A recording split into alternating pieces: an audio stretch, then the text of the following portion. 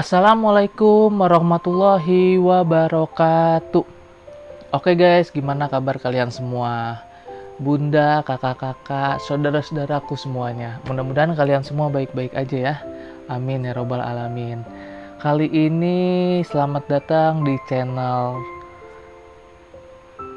di cerita tidur, tidur cerita bersama saya Randy Yansah. Kali ini gue bakal ngebahas tentang kasus pembunuhan ibu dan anak yang berada di Cagak, Subang, Jawa Barat.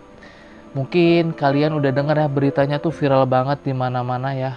Itu menurut gue sih kejadian yang sangat-sangat sadis banget ya, karena keduanya tuh dibunuh dan juga dia ditelanjangin dan mayatnya itu disimpan di bagasi mobil mewah Alphard milik ibunya ya.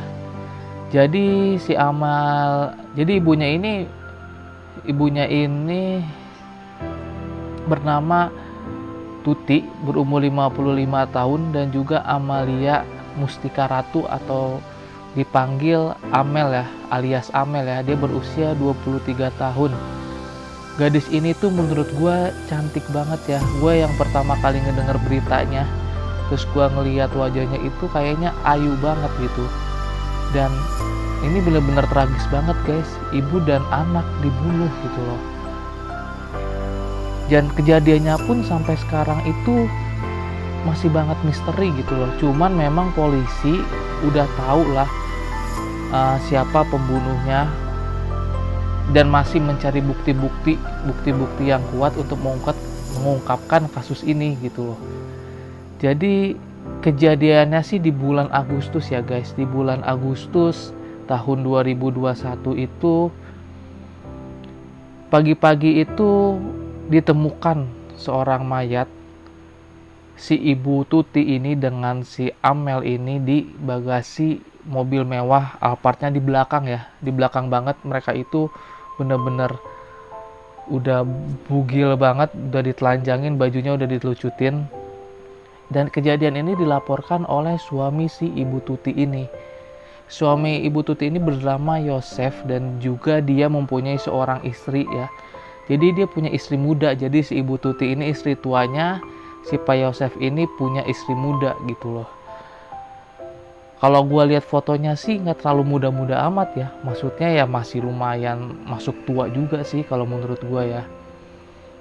Jadi pas si Pak Yosef ini pulang ke rumahnya, jadi di malam kejadian itu si Pak Yosef itu dia nggak ada di rumah guys. Dia nggak ada di rumah, dia nginep di rumah istri mudanya ya.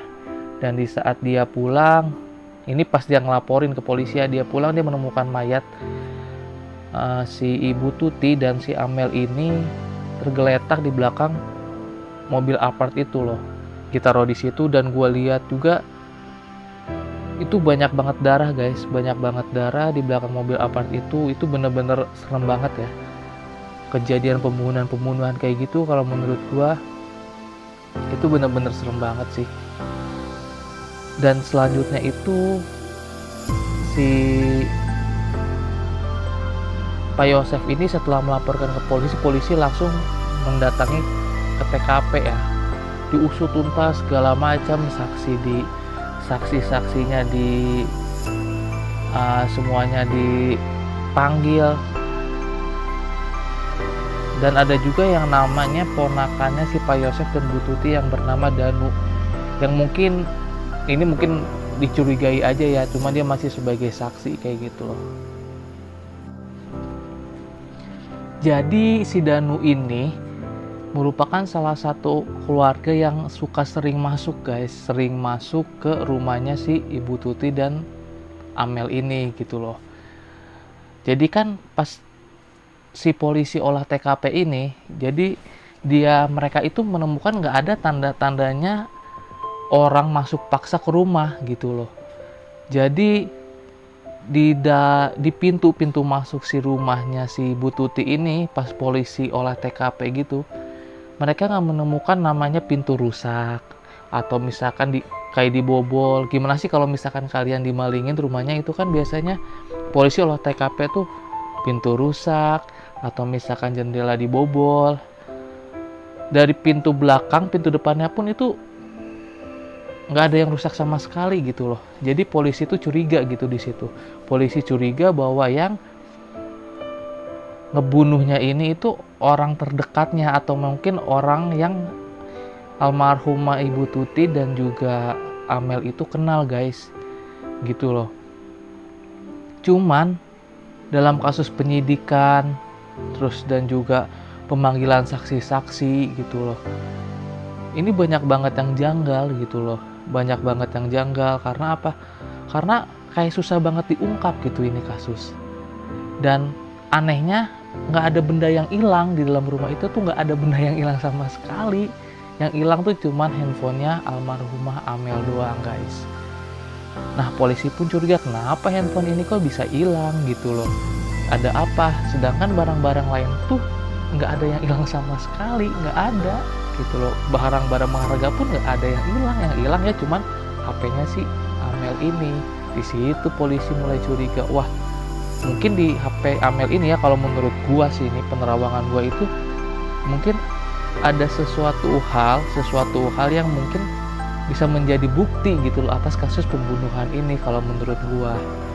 Jadi setelah olah TKP ini, mayatnya kedua orang ini tuh langsung dibawa ke rumah sakit untuk di autopsi, guys.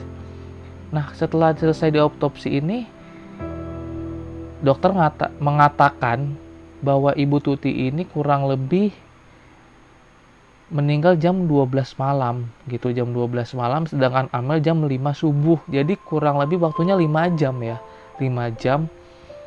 Kan dia ditemuinnya pagi-pagi tuh, langsung dibawa kan. Setelah polisi datang langsung dibawa ke rumah sakit gitu loh untuk di autopsi. Biar ketahuan gitu nih kenapa sih dibunuhnya tuh kapan gitu loh, karena apa gitu loh. Karena itu darah udah benar-benar berceceran banget, guys.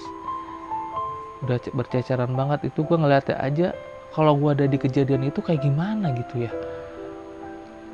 Nah, setelah 1 bulan 2 bulan polisi menyelidiki, terus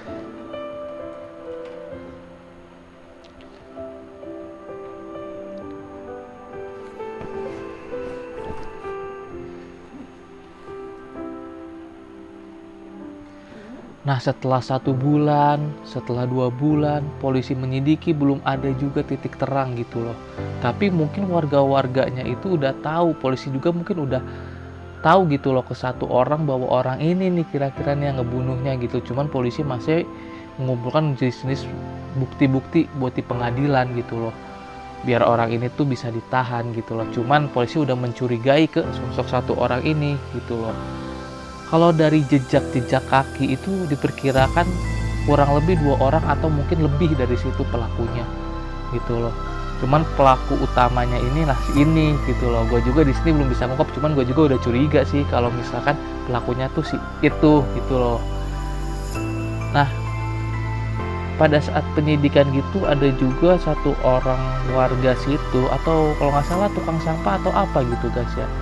Jadi pagi-pagi itu dia ngelihat bahwa mobil Alphardnya Ibu Tuti ini diparkirin ke depan terus ke belakang gitu loh. Kayak dia lagi memarkirin sesuatu untuk masukin sesuatu ke mobil Alphardnya itu gitu loh. Itu salah satu seorang saksi bilang kayak gitu. Sampai-sampai guys, sampai 2 bulan ini nih kan belum ketemu ya. Maksudnya dari penyidikan segala macam itu titik terangnya tuh baru dikit banget. Sampai paranormal tuh pada turun, guys. Paranormal tuh pada turun. Terus ada juga tuh salah satu orang yang pengen ngebantu tentang kasus ini, masukin arwahnya si Amel, atau mungkin ngundang gitu loh, biar pengen tahu gitu loh, si orang ini pengen ngebantu kasus ini siapa sih sebenarnya ngebunuhnya. Kan emang cuman dia sendiri yang tahu gitu loh. Karena ini dari penyidikan ini polisi masih terus mencari bukti gitu loh. Titik terangnya tuh mungkin baru dikit kali ya, buat mastiin bahwa si ini nih yang ngebunuhnya kayak gitu, guys. Nah, dari paranormal itu si Amel bilang lah bahwa dia tuh nangis, kenapa harus dibunuh, kenapa harus begini gitu loh. Jadi kejadiannya tuh sebenarnya dia mau sholat subuh guys. Kejadiannya tuh dia mau sholat subuh, ternyata karena gue taunya pas gue lihat video itu ya, dia mau sholat subuh terus dia ngelihat mayat si ibunya ini yang udah meninggal gitu, udah bersimpahan darah, udah parah banget pokoknya. Mungkin gue juga kalau misalkan dalam posisi dia, gue juga mungkin bakal berpikir kayak gitu kali. Gue bakal ngeliat, ya Allah, ibu gue. Nah pada saat itu dia dihabisin sama si pelakunya juga. Jadi kemungkinan si pelaku ini sebenarnya nggak niat pun kebunuh si Amel ya, nggak niat pun kebunuh si Amel. Cuman karena mungkin si Amel udah ngeliat ibunya begitu, mungkin takut kali ya si pelakunya, takut jadi saksi mata ntar segala macem. Jatuhnya repot kan, ya udahlah mendingan dihabisin sekalian, mungkin sih kayak gitu ya. Langsung diseret ke mobil apartnya gitu guys. Kalau dari kejadian ini sih ya, gue sih udah feeling ke satu orang gitu. Mungkin masyarakat luas juga udah feeling ke satu orang bahwa si ini nih pelakunya. Cuman mungkin polisi masih terus mencari bukti gitu loh.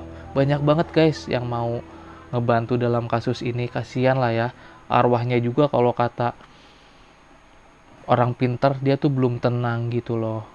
Ya sekarang orang nyawanya dicabut dengan paksa. Siapa orang yang mau nyawa dicabut dengan paksa?